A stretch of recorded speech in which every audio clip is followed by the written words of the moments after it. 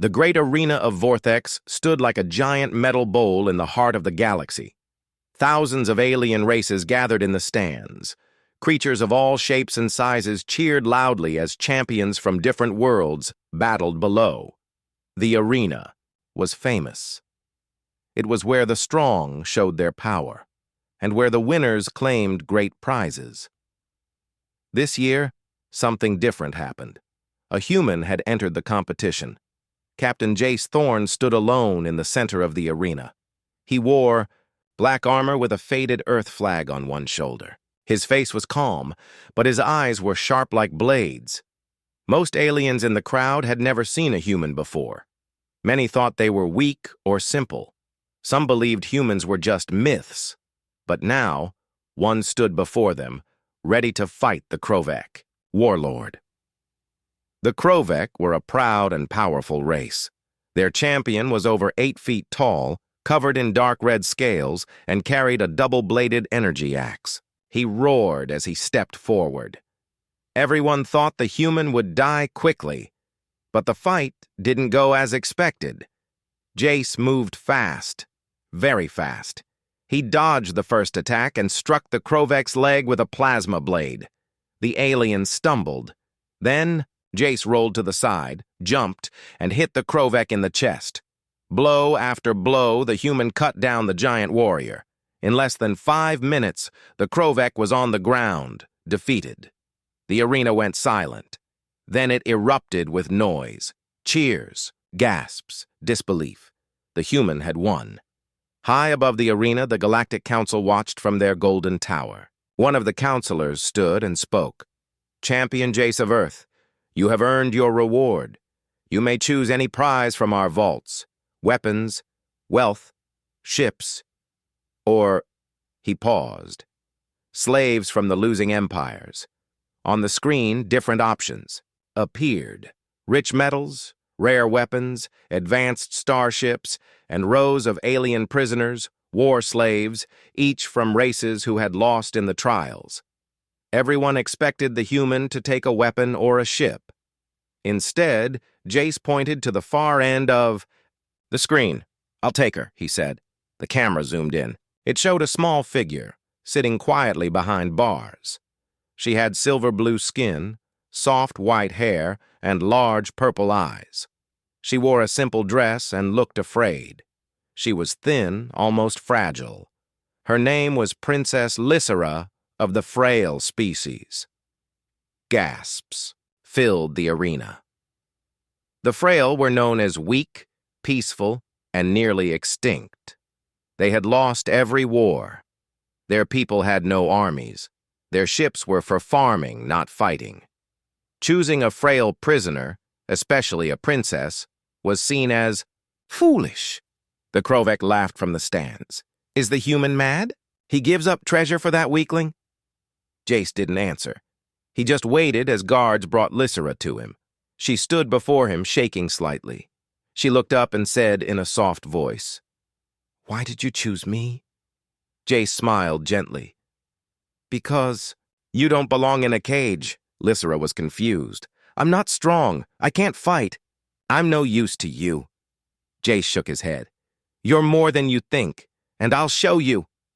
The guards unlocked her collar and stepped back. Jace took off his black cloak and wrapped it around her shoulders. Then he turned to the arena, crowd, and raised his hand. "I fought not just to win," he said, his voice loud across the speakers. "I fought to show that strength isn't just about power. Sometimes strength is in what others throw away." The arena was silent again. No one knew how to respond. Some were angry, some confused, some thoughtful. Jace and Lysera left the arena together. The journey back to the human base was quiet. Lysera sat beside Jace on the starship, watching stars pass by the window. Her hands were still trembling. She had never left her world before. Her people surrendered. She had never seen battle, never held a weapon, and now she was property of a human warrior. But Jace didn't treat her like property. He brought her water, offered her food, and even joked a little. "Why didn't you choose a better prize?" she asked again, softly. Jace leaned back and looked at her. Because everyone else sees weakness in you, I see potential. Lysera blinked. But I'm frail. Your people were never trained, Jace interrupted. You never had someone to believe in you. That changes now. They landed on a planet covered in stone valleys and harsh winds. It was a secret human training base called Outpost Zero. There, soldiers trained in brutal conditions to become elite warriors. It was not a place for the soft or weak. The other humans looked at Lysera and frowned. Some laughed quietly. She won't last a week, one soldier whispered, but Jace stood beside her and gave a command. She trains with me. Every day. That night, Lysera stood in a training suit. She could barely lift the wooden practice sword. Her arms shook. Her feet slipped on the sand. Jace didn't yell. He stood beside her, correcting her stance, guiding her moves. You're not here to be perfect, he said. You're here to learn. Days passed, then weeks. Lysera fell many times. She got cuts, bruises, and once twisted her ankle. But she never gave up. Every time she failed, Jace helped her up. Slowly, her hands grew steadier. Her legs grew stronger. Her eyes sharper. Jace taught her to block, strike, dodge, and move with speed. He also taught her tactics, how to think like a soldier, how to use the enemy's strength against them. One night, as they rested near a fire, Lysera looked up at the stars and asked, "Do you really think I can change?" Jace didn't hesitate. "You already have." And far across the galaxy, the Krovek Empire began to hear rumors. Rumors that the human hadn't chosen a weak princess. He had chosen a storm, and the storm was learning to fight. Outpost Zero was not a peaceful place. The winds howled through sharp canyons, and the sky stayed gray with dust storms. Every morning, the alarms rang at dawn. Human soldiers jumped from their beds and ran to the field. They trained with weapons, climbed stone towers, and fought combat bots. They did not complain. They had one goal: to become the strongest warriors Earth could offer.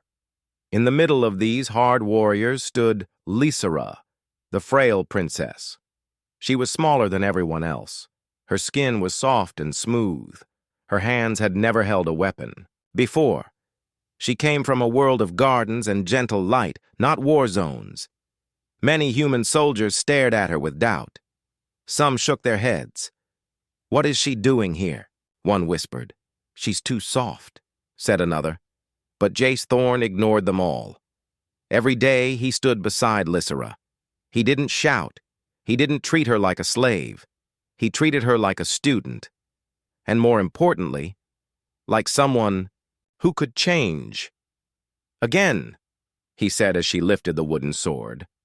Lysera breathed hard. Her arms were sore. Her legs burned. She had fallen more than 10 times that morning, but she stood again. Her grip tightened. She struck forward. Too slow. Jace blocked it with ease and gently pushed her back. "Good effort," he said, "but don't swing like you're afraid."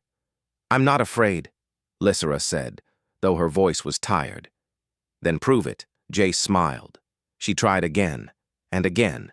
She didn't win that day. She didn't win the next either. But something began to change. Her balance improved. Her hands stopped shaking. Her strikes came faster. And her eyes, once full of fear, began to show focus. At night, they sat around the campfire. Jace shared stories from Earth. He told her about ancient warriors, space battles, and the fall of Earth's enemies in past wars. "Humans were once laughed at," Jace said, staring into the flames. "We were seen as weak, short-lived, divided. But every time someone pushed us, we pushed back harder." Lysera listened carefully. "Why did you join the arena?" "To show the galaxy what humanity truly is," Jace said. "And to find something worth fighting for." He looked at her when he said that. She looked away, unsure how to answer. Weeks passed. Lysera's training became harder. Jace gave her heavier weapons, faster enemies, and more difficult drills. She trained in rain, wind, and even freezing nights. She never gave up. One day, during a training session, a combat drone flew toward her. It shot stun bolts fast and wild. Lizera rolled, ducked, and flipped over a rock. She sliced the drone with her energy staff. It exploded. The soldiers watching froze in surprise. One of them clapped, then another. Soon the whole group was watching. Her. Not with doubt this time, but with respect. "Not bad, princess," one said. Lizera breathed heavily but smiled. Jace noticed the change too. She was still learning, but now she believed in herself. She moved with confidence. Her voice grew louder. She even started helping newer recruits with their training. One evening, Jace handed her a new weapon, a blade forged from neutron steel. "This is yours now," he said. "You've earned it." Lizera held the blade in her hands. It felt heavy, but she held it like it belonged to her. "Thank you, Jace, for everything." "You're not finished yet," he reminded her. "You're just getting started." But not everyone was happy about her progress. Far away, in the shadows of the Galactic Council, members of the Krovec Empire watched closely. The same leaders who once mocked the human now sat in silence. They had seen the arena footage. They had heard whispers about the frail princess. And they didn't like what they heard. "She was supposed to be nothing," growled Lord Varnak, a high Krovec general. "Now she trains like a warrior, with human methods." Another Krovec commander replied, "She's just one alien, one girl. Then why are other species watching her?" Varnak slammed his fist on the table. "The Zarn have started copying human drills. The frail council is gaining power again. This is not just about her. This is about influence. What do we do?" "Send a message," Varnak said. "Quietly. Let the human know that training her has a price." The next day, as Jace and Lizera trained near the canyon cliffs, they heard a loud crack. Then an explosion. Jace pulled Lizera to the ground as a small drone flew over their heads and dropped smoke bombs. From the shadows, two cloaked assassins attacked. They were fast, silent, and armed with poison blades. Jace fought one while the other rushed toward Lizera. She was ready. She blocked the first attack, dodged left, and kicked the attacker backward. He came again, but she used a trick Jace had taught her, letting the enemy's speed become his own weakness. She stepped aside and let him stumble forward, then struck him behind the knee. He fell. Lizera held her blade to his neck. The assassin hissed, "You're just a frail." She replied calmly, "Not anymore." Behind her, Jace knocked out the other attacker. Later, as guards took the assassins away, Jace turned to Lizera. "They wanted to scare you." "They failed," she said. Jace smiled. "I think you're ready." "Ready for what?" "For the galaxy to see what you've become." The next morning, a message arrived from the Galactic Council. A new event was being announced, one older and more dangerous than the arena. It was called the Path of Ascension, a series of deadly trials. The winner would earn the title of Supreme Champion, the most powerful warrior in the galaxy. No one had completed the path in over 50 years. Lizera read the message and looked at Jace. "I want to enter." Jace looked at her carefully. "It's not a game. You could die." "I know," she said. "But I also know who I am now. And I want the galaxy to see it too." Jace paused, then nodded. "Then we prepare. You'll need everything I can teach, and more." Lizera looked at the stars above. The weak princess was gone. A warrior was rising. The announcement of the Path of Ascension spread across the galaxy like a firestorm. It was the oldest warrior trial in known history, ancient, brutal, and nearly impossible to complete. Only the strongest champions had ever survived it. It was said to test not just strength, but spirit, intelligence, and will. This time only 10 fighters would be accepted. Princess Lysera was one of them. Her name shocked many. Some called it a joke. Others said it was an insult to the galaxy's warrior. Traditions. How could a frail, once known as the weakest race, even dream of such a challenge? But Lysera did not care. She stood tall in her new armor, forged from human alloys and customized for speed and agility. It fit her body perfectly, light, flexible, and sharp like her blade.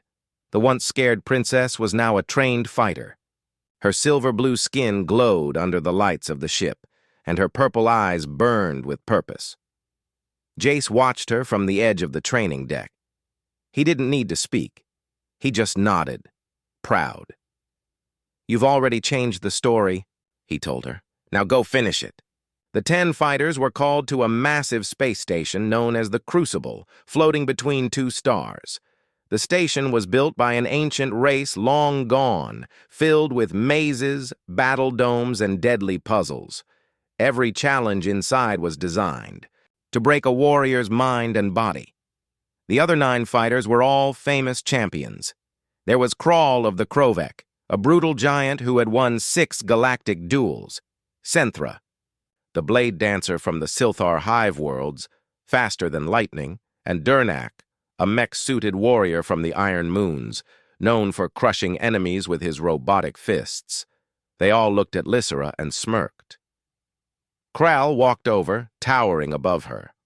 "You don't belong here, Frail. This isn't a stage for soft princesses." Lysera looked up at him calmly. "You'll see." The first trial began the next morning. Trial 1.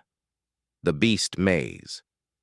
The fighters were dropped into a giant maze filled with shifting walls, traps, and a creature known as the Void Howler, a monster bred in darkness, designed to hunt champions. The goal: escape the maze alive. Krawl charged ahead, smashing walls with his fists. Others used scanners, maps, and brute strength. But Lysera moved differently. She remembered Jace's teachings: patience, focus, observation. She listened to the sounds in the air, the creature's roars, the wind's direction, the echoes of other footsteps. At one corner, she saw Zenthra being chased by the Howler.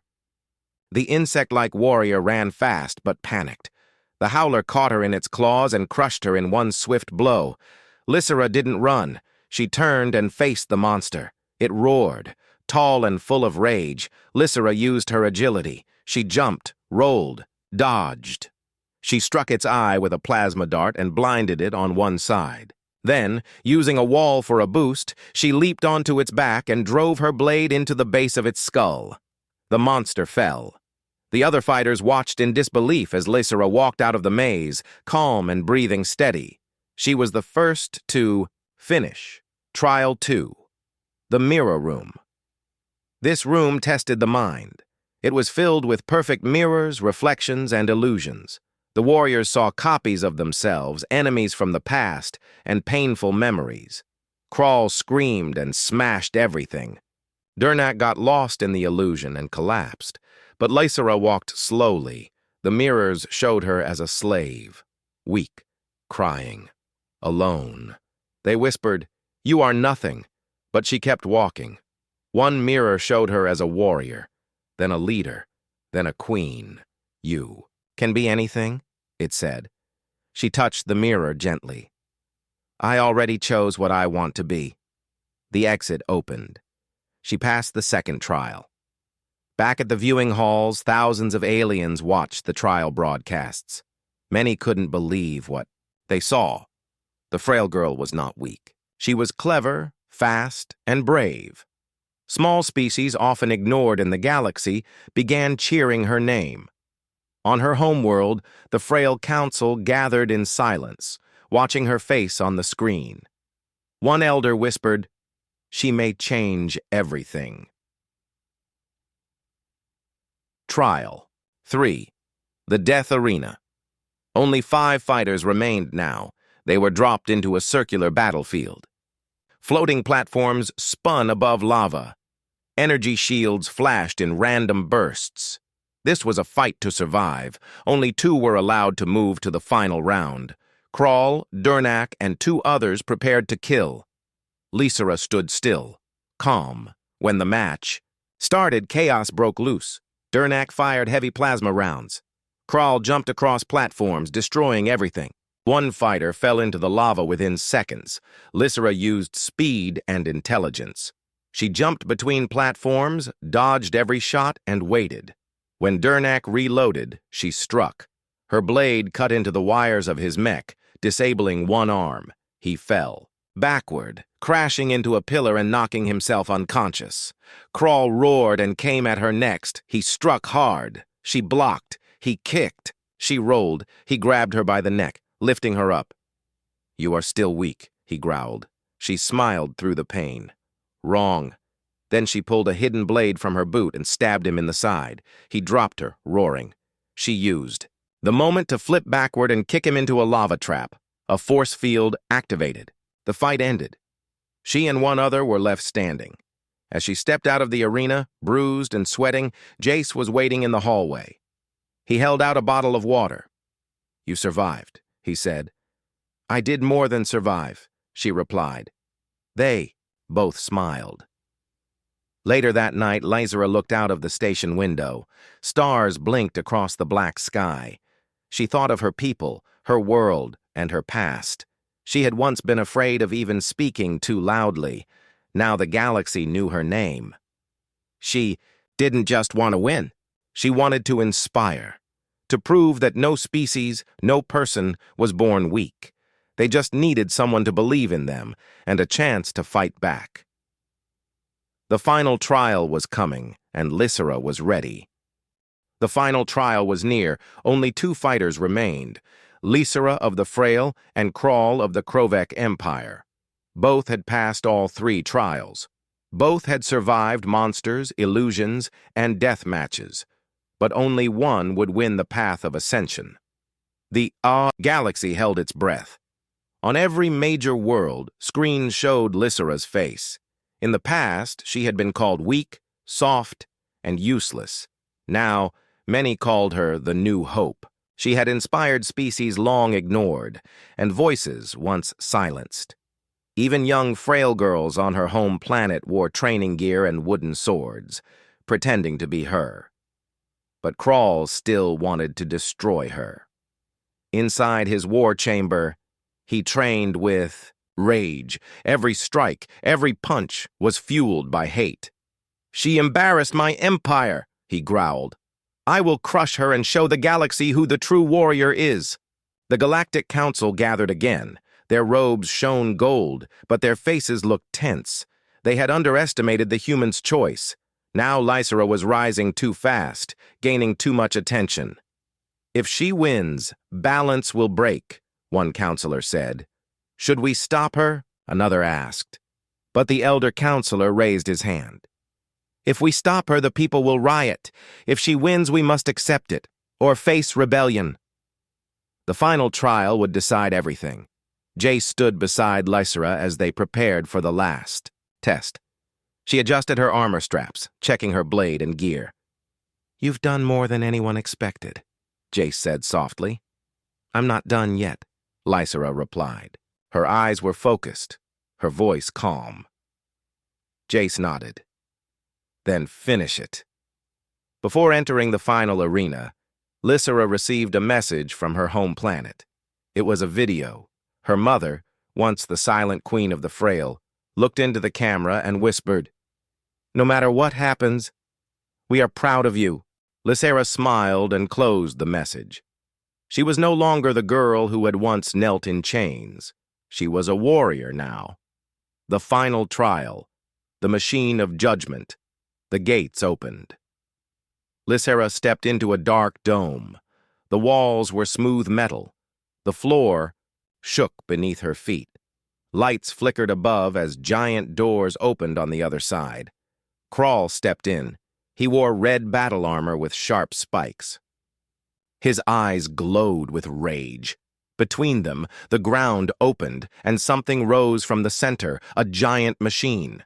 It stood nearly 30 feet tall, half robot, half ancient weapon. It had no face, only glowing red sensors. Its arms ended in plasma cannons and rotating blades. The Galactic Council called it the Machine of Judgment, a final test created by an ancient race. It could only be defeated by perfect teamwork. The rules were simple. Only one could survive.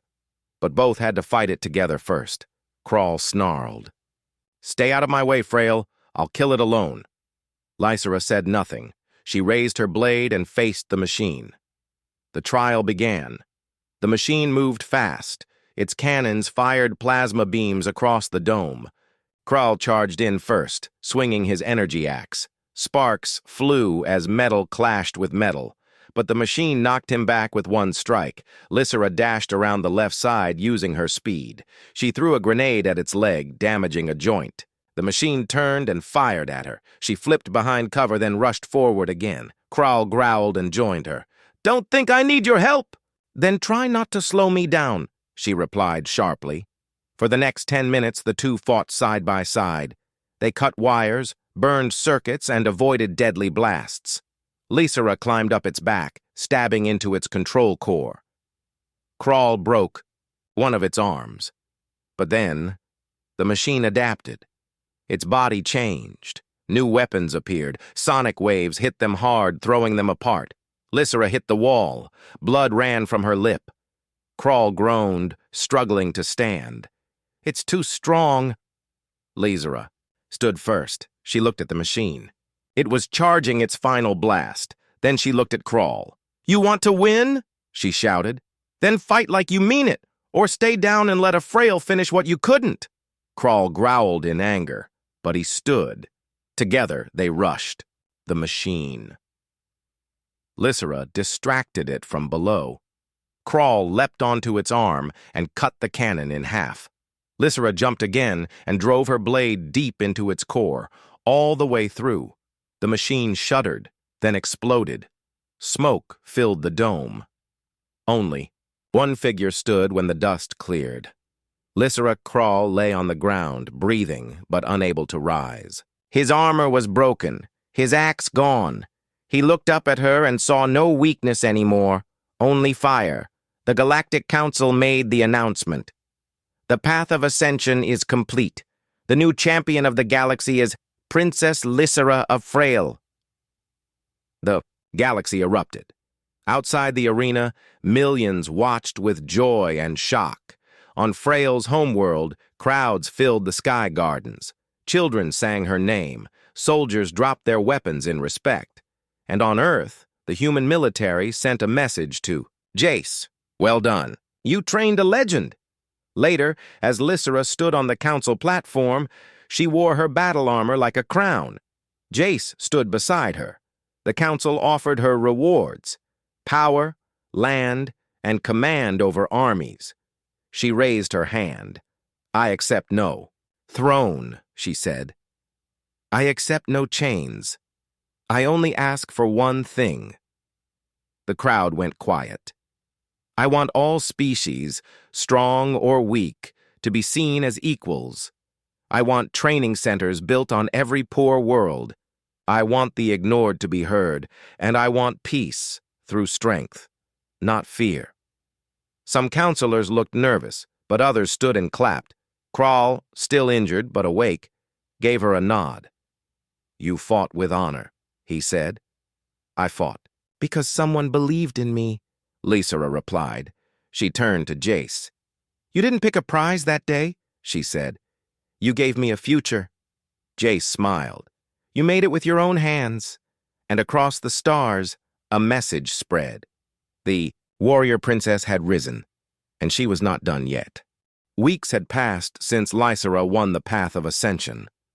Across the galaxy, her name had become a symbol of change.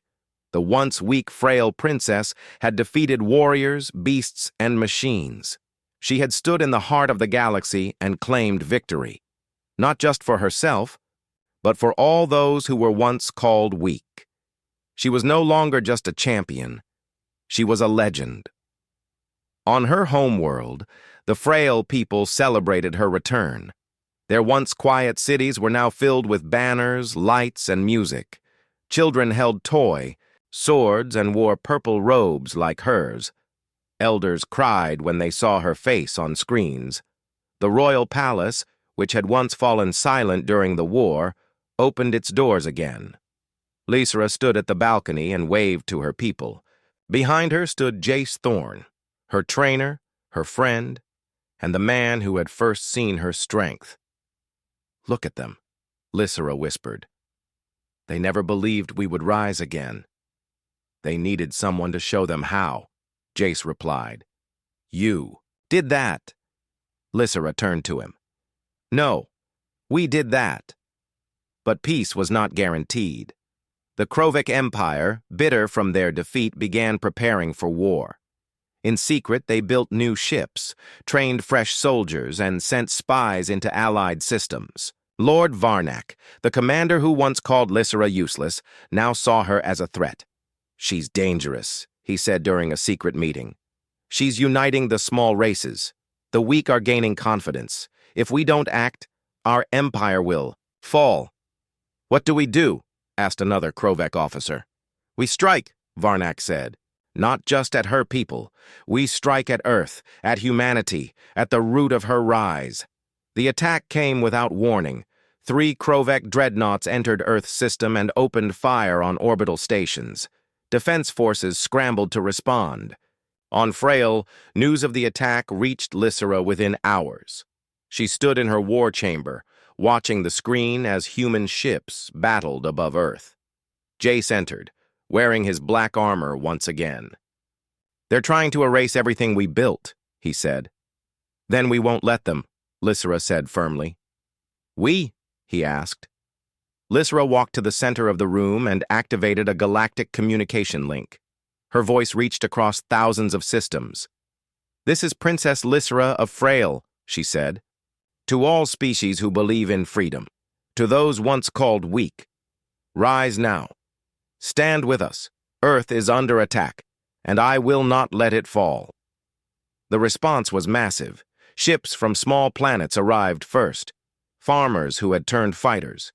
Then came light cruisers from the Silthar Hive. Even retired warriors from distant stars answered the call. Within 2 days, Lysra commanded a fleet of over 1,000 ships. She sat in the command chair of her new flagship, the Dawnfire, a vessel built by humans and Frail together. Its engines glowed bright blue, and its wings stretched like blades of light. Jace stood beside her as the fleet jumped to Earth. The battle for Earth had already reached low orbit when Lysra arrived. Human forces were outnumbered. Fires burned across satellite cities. The Krovec dreadnoughts rained plasma on defense towers.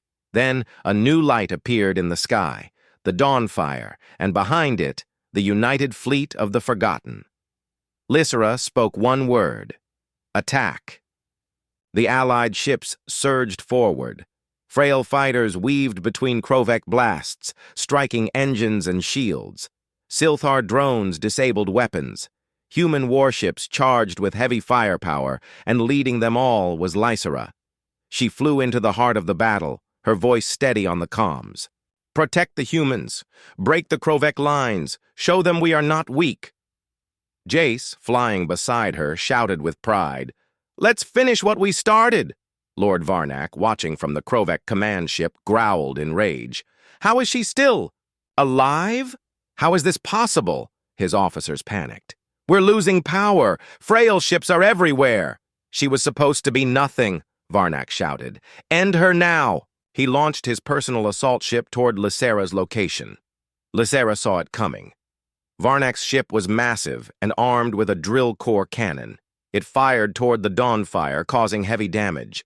Sparks flew from control panels, shields. "Down to 50%, shouted her pilot. Lysra stood up. "I'm going out." Jace turned to stop her, but she was already moving.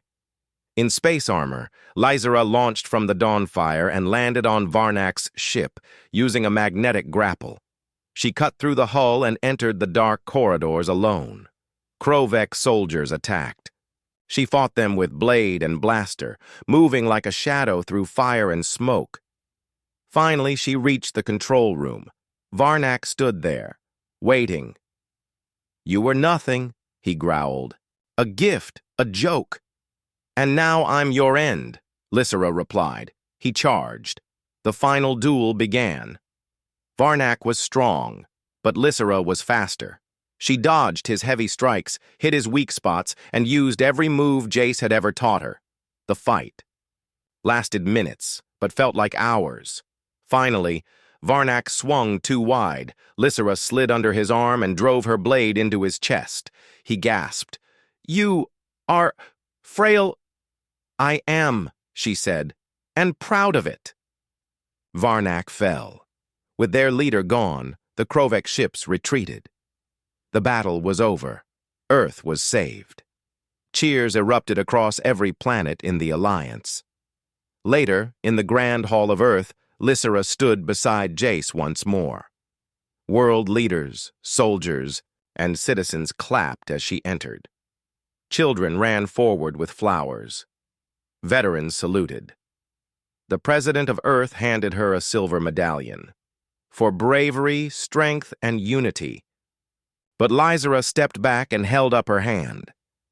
"This victory is not mine alone," she said. "It belongs to everyone who once believed they were weak. Today, we showed the galaxy that unity is power, and that no species should ever be judged by birth." She turned to Jace and handed him the medallion. "This belongs to the one who believed in me first." Jace smiled. "You earned it." That night, under the stars of Earth, Lysera sat with Jace on a quiet rooftop. "You changed everything," Jace said. Lysera looked up at the stars. "I just became who I was always meant to be." "Do you regret any part of this journey?" She thought for a moment, then shook her head. "No, you chose me when no one else would. You didn't choose power or gold, you chose hope." Jace chuckled. "Didn't expect it to turn into a galactic revolution." Lysera smiled. "Me neither. But now that it has, I'm not stopping." She stood up, waned in her hair, eyes full of fire. "There are still planets that need help. Still voices waiting to be heard." Jace stood beside her. "Then let's keep going." And so they did. The human and the princess, once a strange pair, had become the galaxy's strongest force. Together they walked into the stars.